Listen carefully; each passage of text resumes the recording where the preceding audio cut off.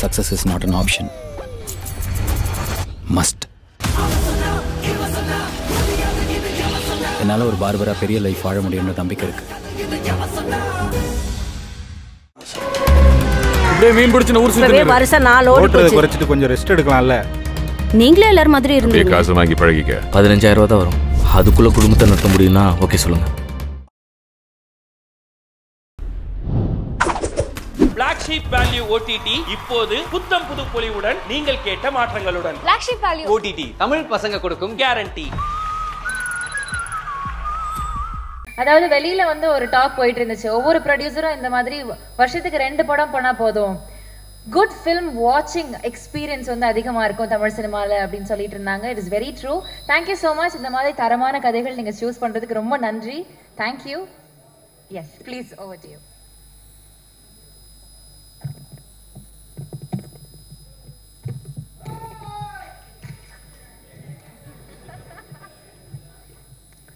நான் வர சொல்லியே,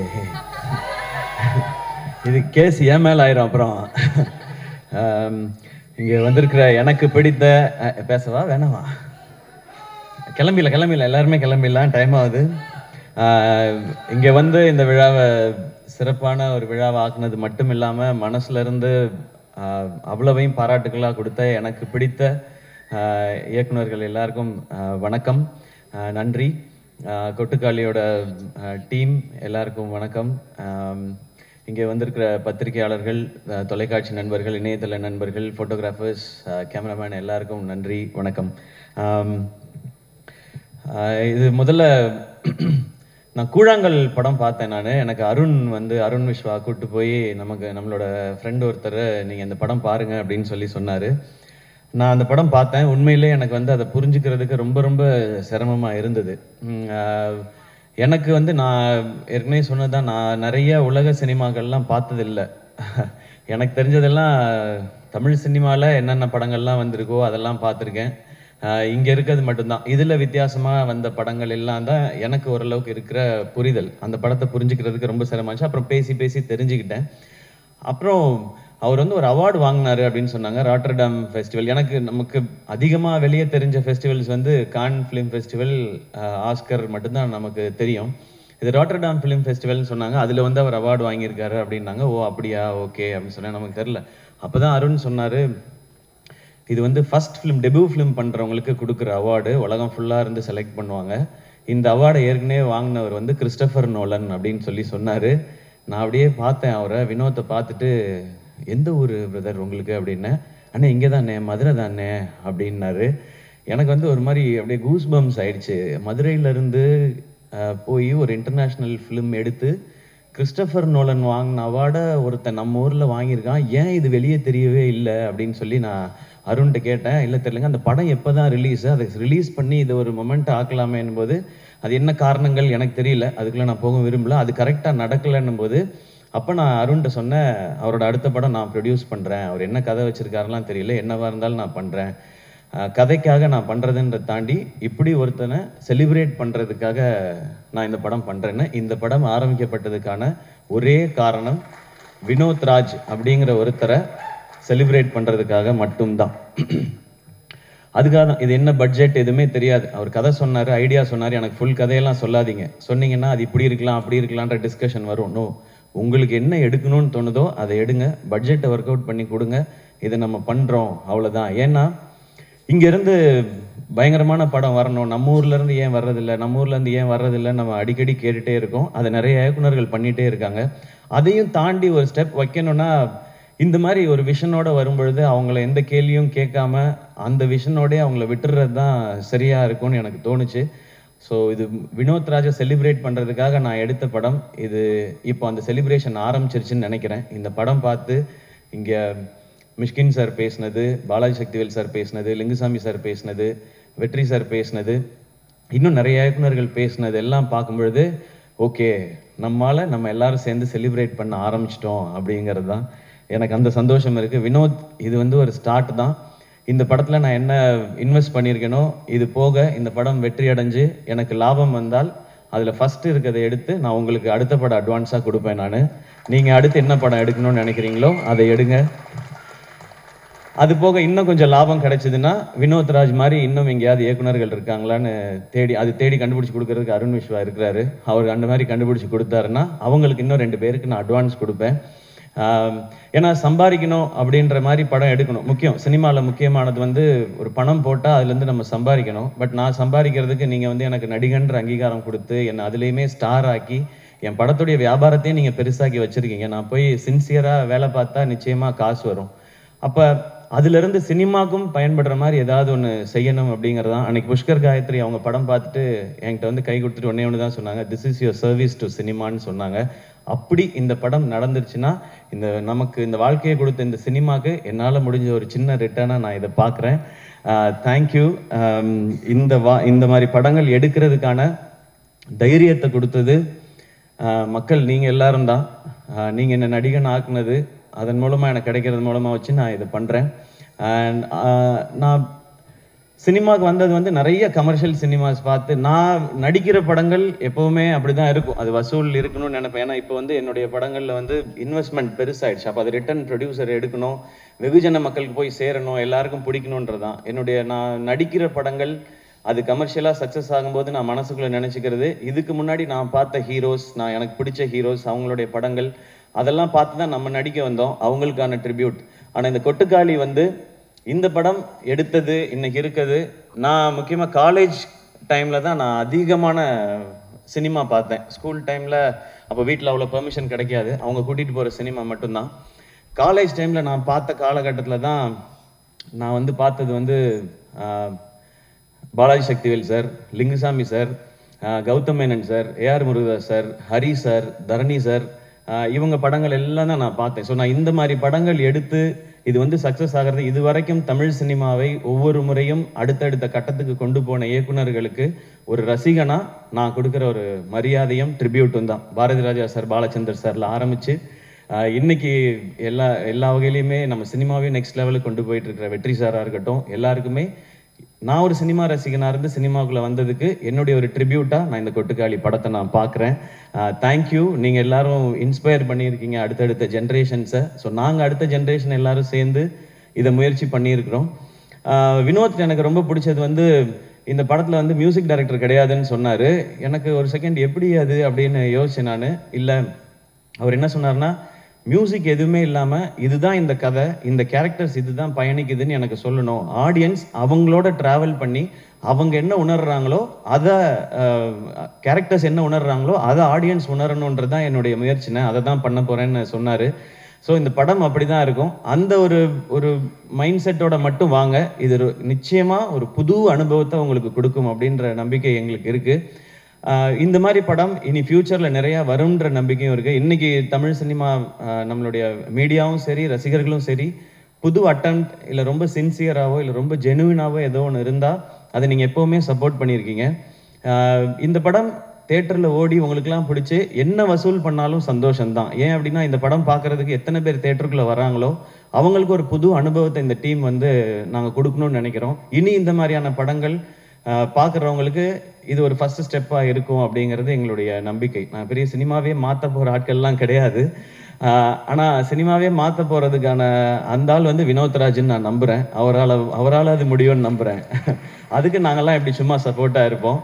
அண்ட் அனபென், உங்களோட ஹெலன் பார்த்துருக்கேன், கப்பல்லா இதெல்லாம் பார்த்துருக்கோம். உங்களோட பெர்ஃபார்மன்ஸ் எப்படின்றது தெரியும். இதில் அதை தாண்டி வேற ஒரு பெர்ஃபார்மன்ஸ் நீங்கள் கொடுக்க வேண்டி இருந்தது. அதை ரொம்ப எக்ஸ்ட்ராடினரியாக கொடுத்துருக்காங்க. அவங்க பேர் சொல்லும்போது எனக்கு எக்ஸைட்டிங்காக இருந்தது. இந்த மாதிரி கதைக்கு இவங்கள மாதிரி ஒருத்தர் தான் கரெக்டுன்னு. Thank you for your support and amazing performance. இந்த படத்தில் நடித்த எல்லாருமே அவ்வளோ சூப்பராக பண்ணியிருந்தாங்க. நான் எல்லாரையும் அந்த ரிவ்யூ ஷோவில் பார்க்கும்போது அவங்க எல்லாத்தையும் தனித்தனியாக பேசினேன். அவங்கள பார்க்கும்போது நமக்கு ஏற்கனவே ரொம்ப பழக்கப்பட்டவங்களா தெரிஞ்சாங்க. உங்களோட ஏற்கனவே நான் பழகியிருக்கேனே அப்படின்ற மாதிரி இந்த படம் பார்க்கும்போது. அண்ட் சினிமாட்டோகிராஃபர் பிரதர், இது ரொம்ப டஃப் டு ஷூட். ஏன்னா அவங்க எப்படி பண்ணாங்கன்னா 1 மாதம் ஃபுல்லாக ரிஹர்சல் பண்ணாங்க, அதுக்கப்புறம் தான் படம் ஷூட்டிங் பண்ணாங்க. ஸோ எங்கே ஷூட்டிங் நடக்குதோ அங்கேயே ரிஹர்சலும் பண்ணி அப்படி தான் ஷூட் பண்ணாங்க. அண்ட் சிங் சவுண்டு அங்கேயே பேசி, இது நாங்கள் சில இதெல்லாம் நிறையா, நானும் சூரியனுமே நிறையா பண்ணியிருக்கோம், டப்பிங்கில் கரெக்ட் பண்ணுறது அப்படின்னு சொல்லி. இங்கே விட்டோம்ப்பா, டப்பிங்கில் பார்த்துக்கலாம்ப்பா அப்படின்னு. இப்போ நிறையா அப்படி தான் போகுது. பட் அப்படி பண்ண முடியாது இந்த படம். ஸோ ரொம்ப மெட்டிகுலஸாக வேலை பார்க்கணும். ஒரு ஃபஸ்ட்டு ஷாட் ஒன்று இருக்குது படத்தோட ஆரம்பத்தில். அதை எடுத்தது எப்படின்றத நம்ம ஃபஸ்ட்டு தோணல. அதுக்கப்புறம் நான் கேட்டேன். ஏன்னா ஒரு பெரிய இடத்த கிராஸ் பண்ணி நடந்து போகணும். அப்போ அவங்க சொல்லுவாங்க, ஒரு வீட்டில் யாராவது பாட்டு போட்டு விட்டுருவாங்க, இல்லை யாராவது கதவை திறந்து வந்து வெளியே நின்று பல்லு விளக்கிட்டு இருப்பாங்க அப்படின்னு. சார் உள்ளே போங்க சார், உள்ளே போங்க சார், அந்த டைமுக்குள்ளே ஷூட் பண்ணணும்னு சொல்லி ஒரு வில்லேஜையே ஒட்டுமொத்தமாக கண்ட்ரோல் எடுத்து வினோத் வந்து அந்த மாதிரி ஷூட் பண்ணியிருக்காங்க. ஸோ சவுண்ட் டிசைனர்ஸ் எல்லாருக்கும், அழகிய குத்தன், ராகவ் பிரதர், சுரேன், அவங்க தான் இந்த மியூசிக் டைரக்டர் இல்லை அப்படின்றத தாண்டி, ஆனால் இந்த படத்துக்கு தேவையான மொத்தத்தையும் அந்த லைஃப்பை வந்து கிரியேட் பண்ண வேண்டியது அவங்க கையில் தான் இருந்துச்சு. அவங்களுக்கும் என்னுடைய தேங்க்ஸ் அண்ட் வாழ்த்துக்கள். அண்ட் கணேஷ் சிவா எடிட்டர், அவர் என் ஃப்ரெண்ட் நவநீதனோட தம்பி அவர். ஸோ இன்னும் கொஞ்சம் பர்சனல் தான் அவரோட ஒர்க் சொல்கிறாங்க. ட்ரெய்லர் ரொம்ப ரொம்ப நல்லா இருந்தது. அகைன் மியூசிக்கே இல்லாமல், நிறையா டைலாக்ஸும் இல்லாமல் ஒரு ட்ரெய்லரை கட் பண்ணணும் அப்படின்னும் போது அதுவும் இன்னும் சேலஞ்ச். படம் பண்ணுறதை விட சேலஞ்ச். படத்தையாவது செட் பண்ணலாம், மூட இப்படி ஆரம்பிக்கும் ட்ரெய்லர் அப்படி பண்ண முடியாது, டைம் எடுத்துக்க முடியாது. அதுக்குள்ளே ஒரு ஃபென்டாஸ்டிக் ட்ரெய்லர் கொடுத்துருக்காங்க. அண்ட் அசிஸ்டன்ட் டைரக்டர்ஸ் எல்லாருக்கும் என்னுடைய வாழ்த்துக்கள். ஃபைனலாக சூரியண்ணா வந்து ஒரு காமெடியன் டு ஹீரோ அப்படின்றதெல்லாம் தாண்டி எப்போவுமே அவர் எனக்கு தெரிஞ்ச வகையில் அவர் ஒரு சூப்பர்வான ஆக்டர். அவரால் ஏன் இந்த மாதிரி கதைகளை வந்து ரொம்ப சிறப்பாக பண்ண முடியுதுன்னா, அவருடைய லைஃப் எக்ஸ்பீரியன்ஸ் அந்த மாதிரி. அவர் வந்து மேபி என்ன மாதிரிலாம் காலேஜில் போய் டயத்தை வேஸ்ட் பண்ணாமல் வாழ்க்கைக்கு எது தேவையோ அதை வாழ்க்கைக்குள்ளேருந்தே எடுத்துக்கிட்டு வந்துட்டாருன்னு நினைக்கிறேன். அவருக்கு அவ்வளோ லைஃப் இருக்குது. அவரை நீங்கள் பார்க்கும்போது ரொம்ப காமெடியான ஒருத்தராக தான் எல்லாருக்குமே தெரியும், ரொம்ப இன்னசென்ட்டுன்னு தான் தெரியும். பார்க்க தான் மாணிக்கம், ஆனால் அவர் அப்படி கிடையாது. ஊரில் அவர் பயங்கரமான ஒரு ஆள். அவருடைய கதைகள் கேட்டால் அதுக்குள்ளே எல்லாமே இருக்குது. அவர் வாழ்ந்த வாழ்க்கைக்குள்ளே அவ்வளோ இருக்குது. அது மனசுக்குள்ளேருந்து அவர் வெளிப்படுத்தும் போது இந்த மாதிரியான பெர்ஃபார்மன்ஸ் வருதுன்னு நான் நம்புகிறேன். விடுதலை அவருக்கு ஒரு பெரிய டைமென்ஷன். அதை வந்து வெற்றி சார் வந்து கொடுத்தாங்க. அப்போ அந்த விடுதலை நடந்துட்டு இருக்கும்போதே இந்த கொட்டுக்காளி அந்த படம் பண்ணாங்க. நான் கொட்டுக்காளி ரஷஸ் பார்த்துட்டு சொன்னேன், அண்ணா விடுதலை படத்தில் வெற்றி சார் வந்து உங்களை பயங்கரமாக ஒர்க் வாங்கியிருப்பாங்கன்னு. அவங்க வந்து யாருனாலுமே பயங்கரமாக நடிக்க வச்சுருவாங்க. பட் எனக்கு என்னமோ தோணுது, கொட்டுக்காளி படம் அதை விட 1 மார்க் எக்ஸ்ட்ரா வாங்கிடும்னு நினைக்கிறேண்ணே உங்களோட ஆக்டரா அப்படின்னு சொல்லி. எனக்கு அதுதான் ஃபஸ்ட்டு ரஷஸ். அப்போ நான் விடுதலை பார்க்காமலே எனக்கு தோணுனது அதுதான். ஏன் அப்படின்னா, மேபி அது இன்னும் நெருக்கமாக அவரை நமக்கு காட்டினதுனால. அண்ட் இதில் ஒரு சின்ன ஒரு ஷேடு இருக்குது, அது இது வரைக்கும் நம்ம சூரியன்கிட்ட பார்க்காத ஷேடு. அதனால எனக்கு அது தோணிகிட்டே இருந்துச்சு. அண்ட் கருடன், அது வந்து கருடன் இந்த பிளானில் இருக்குன்னே எனக்கு தெரியாது. வந்து ஒரு பெரிய கமர்ஷியல் சக்ஸஸ் கொடுத்தேன். இந்த வருஷம் சக்ஸஸ்ஃபுல்லாக ஓடின படங்களில் முக்கியமான இடத்துல கருடன் இருக்குது. ஒரு 3-4 ஃபிலிம்ஸ் தான் இருக்குதுன்னு நினைக்கிறேன், ஒரு ப்ராப்பர் பிளாக் பஸ்டர் ஃபிலிம்னு. அதில் கருடன் இருக்குது. ஸோ கமர்ஷியல் சக்ஸஸும் கொடுத்துட்டாரு. நான் கம்பேர் பண்ணுறேன்னு நினைக்க வேணாம். எனக்கு வந்து நான் காலேஜ் படிக்கும்போது ஞாபகம் இருக்குது, விக்ரம் சாருக்கு வந்து தூள், சாமி, பிதாமகன் ஒரே வருஷத்தில் வந்துச்சு. சார் விக்ரம் சார், நான் கம்பேர் பண்ணி சொல்ல சார், அந்த இயர் உங்களுக்கு எப்படி ஸ்பெஷலாக இருந்ததோ அந்த மாதிரி ஒரு ஸ்பெஷல் இயர் சூரியனனுக்கு இந்த வருஷம். விடுதலை, கருடன் அண்ட் இந்த கொட்டுக்காளி. இதில் சூரியனனுக்கு நேஷனல் அவார்டு கிடச்சிச்சின்னா என்னை விட அதிகமாக சந்தோஷப்படுறவங்க யாரும் இருக்க மாட்டாங்க. நான் கிடைக்கும்னு நம்புகிறேன். அப்படி இந்த படத்தில் ஏதாவது லைட்டாக முன்ன பின்ன ஆனாலும் வெற்றி சார் இருக்கார், அவர் வாங்கி கொடுத்துருவாருன்ற நம்பிக்கை எனக்கு இருக்குது. ஸோ அது கிடைக்கணும்.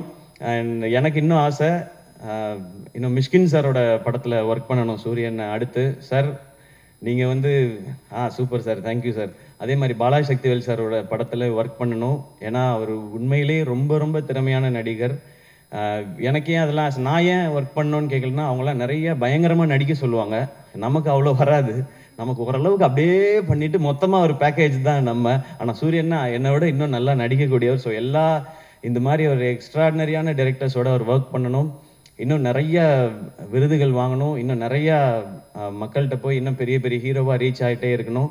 அவர் எனக்கு காமெடியன், ஹீரோ அப்படிலாம் நான் பார்த்ததே கிடையாது. என்றைக்குமே என் அண்ணன் ஜெயிச்சா நான் ஜெயிச்ச மாதிரி, அவ்வளோதான். அண்ட் மீண்டும் ஒரு முறை பாலாஜி சக்திவேல் சார், உங்களுக்கு ஒரு ஸ்பெஷல் தேங்க்ஸ். ஏன்னா முருகர் சார் அன்னைக்கு சொன்னார், சார் நீங்கள் படம் பார்த்துட்டு போய் டியர் சார்ஸ்ன்னு போட்டு டைரக்டர்ஸ் குரூப்பில் இந்த படத்தை கண்டிப்பாக பாருங்கன்னு சொல்லி அவங்க வந்து மெசேஜ் போட்டாங்க. அண்ட் லிங்குசாமி சார் படம் பார்த்துட்டு ஒரு பைட் கொடுத்துட்டு அடுத்த நாள் காலையில் எழுந்திரிச்சு ஒரு 5 minutes வீடியோ கொடுத்துட்டு இங்கே வந்து படத்தை பற்றி பேசுகிறாங்க. Thank you sir. அண்ட் மணி சாருக்கு வந்து இவங்க வாய்ஸ் நோட் போட்டிருக்காங்க. மணிரத்னம் சாருக்கு, சாரி நான் மணி சார்ன்னு சொல்லிட்டேன்னு தப்பாக நினச்சிக்காதீங்க. மணிரத்னம் சாருக்கு வந்து வாய்ஸ் நோட் போட்டிருக்காங்க, நான் ஒரு படம் பார்த்தேன் சார்ன்னு சொல்லி, சாரும் நான் பார்க்குறேன்னு சொல்லி. ஸோ இவ்வளோ ஓன் பண்ணி பண்ணுறாங்க. வெற்றி சாரும் அந்த மாதிரி எங்கே பார்த்தாலுமே வினோத் முக்கியமான டைரக்டர், கொட்டுக்காளி படம் வரப்போகுதுன்னு சொல்கிறாங்க. அண்ட் மிஷ்கின் சார் எனக்கு தெரிஞ்சு நாங்கள் யாரும் எந்த கண்டென்ட்டும் இந்த படத்தை ப்ரமோட் பண்ணுறதுக்கு இதுக்கப்புறம் கொடுக்க வேண்டிய அவசியமே இல்லைன்னு நினைக்கிறேன். 10 எபிசோடு யூடியூப்பில் போடலாம், முடிஞ்சால் நெட்ஃப்ளிக்ஸ்லேயோ அமேசான்லேயோ ஒரு சீசனாகவே ரிலீஸ் பண்ணலாம். மிஷ்கின் சாரும் கொட்டுக்காளி ஆடியோ லான்ச்சுன்ற பேரில் எனக்கு தெரிஞ்சு அது கொட்டுக்காளியோட அதிக ஓடிடி ரைட்ஸ் போகிறதுக்கு வாய்ப்பு நிறையா இருக்குது. அவ்வளோ கண்டென்ட் ஏன் அவங்களுக்கு இதில் எதுவுமே பெனிஃபிட் இல்லையே, ஆனால் அதுதான் அவங்க சினிமா மேலே வச்சுருக்க காதல். இதுக்கு எவ்வளோ நன்றி சொன்னாலும் பத்தாது. எனக்கு ரொம்ப சந்தோஷம் இந்த சினிமாவில் இயக்குனர்கள் ஆவது இவ்வளோ ஒற்றுமையாக இருக்காங்களேன்னு நினைக்கும் போது எனக்கு ரொம்ப சந்தோஷமாக இருக்குது. அது இருக்கட்டும், ஏன்னா இயக்குனர்கள் நீங்கள் ஒற்றுமையாக இருந்து வித்தியாசமான படைப்புகளை கொடுத்தா தான் நாங்கள் ஹீரோஸோ ஸ்டார்ஸோ எல்லாமே உங்கள்கிட்ட இருந்து கிடைக்க சந்தோஷம். Ravikumar brother, thank you. இதை நீங்கள் வந்து இன்னும் மக்கள்கிட்ட கொண்டு போய் சேர்க்குற விதமாக ஒலிம்பிக்கோட கம்பேர் பண்ணி சொன்னீங்க. தேங்க்யூ உங்களுக்கு. அண்ட் பத்திரிகையாளர்கள், நிச்சயமாக உங்களுக்கு இந்த படம் பிடிக்கும்ன்ற நம்பிக்கை இருக்குது. இந்த படம் வசூல் செய்கிறது விட ரொம்ப ரொம்ப முக்கியம் வினோத் இந்த படத்தின் மூலமாக அடுத்த கட்டத்துக்கு நகர்றது. ஏன்னா நான் பார்க்குறது வினோத் தமிழ் சினிமாவோட ஒரு ப்ரைடு. எங்கள் தமிழ் சினிமாவிலேருந்து எங்ககிட்ட ஒரு இயக்குனர் இருக்கான், அவன் வினோத் ராஜ், கொட்டுக்காளியோட வரான் அப்படின்றதான். ஆடியன்ஸ் படத்தை பாருங்கள். நிறைய கருடனை மறந்துடுங்க, விடுதலையை மறந்துடுங்க, அது ரெண்டும் வேறு மாதிரியான படம். இது வித்தியாசமான ஒரு அனுபவத்தை நிச்சயம். இந்த வித்தியாசமான வார்த்தையை ரொம்ப நானே நிறையா பயன்படுத்திட்டேன் என்னுடைய படங்கள்லேயே. இது ஒரு வித்தியாசமான படம் அப்படிலாம். இது எந்த வித்தியாசமானதுன்னா இது ஒரு புது எக்ஸ்பீரியன்ஸ், அதான் சொல்ல தெரியுது. நம்ம இது வரைக்கும் போகாத ஏதாவது ஒரு தீம் பார்க்குக்கு போனோம், அது எப்படி இருக்குன்னே தெரியாமல் நம்ம போனோம்னா அது ஒரு அனுபவம் கொடுக்கும் இல்லையா, அந்த மாதிரியான அனுபவத்தை இது கொடுக்கும்னு நான் நம்புகிறேன். இதுக்குள்ளே எல்லாமே பேசியிருக்காரு வினோத், எல்லா வகையான அரசியலும் பேசியிருக்காரு. ஆனால் எதையும் கருத்தாக திணிக்காமல் கதையோட்டத்தில் கேரக்டர்ஸோட இயல்பிலேயே சொல்லியிருக்காரு. இந்த படத்தை நீங்கள் சப்போர்ட் பண்ணிங்கன்னா நிச்சயம் கொட்டுக்காளி மாதிரி இன்னும் எஸ்கே ப்ரொடக்ஷன்ஸ்லேருந்து நிறைய படைப்புகள் வரும். நிறைய இயக்குனரை உங்களுக்கு அடையாளப்படுத்த, நான் வந்து யாரையும் கண்டுபிடிச்சி உங்களுக்கு நான் தான் வாழ்க்கை கொடுத்தேன், இவங்களை நான் தான் ரெடி பண்ணேன், அந்த மாதிரிலாம் நான் சொல்ல மாட்டேன். ஏன்னா என்னை அப்படி சொல்லி பழகிட்டாங்க, நான் தான் வாழ்க்கை கொடுத்தேன்னு. அந்த மாதிரி ஆள் நான் இல்லை.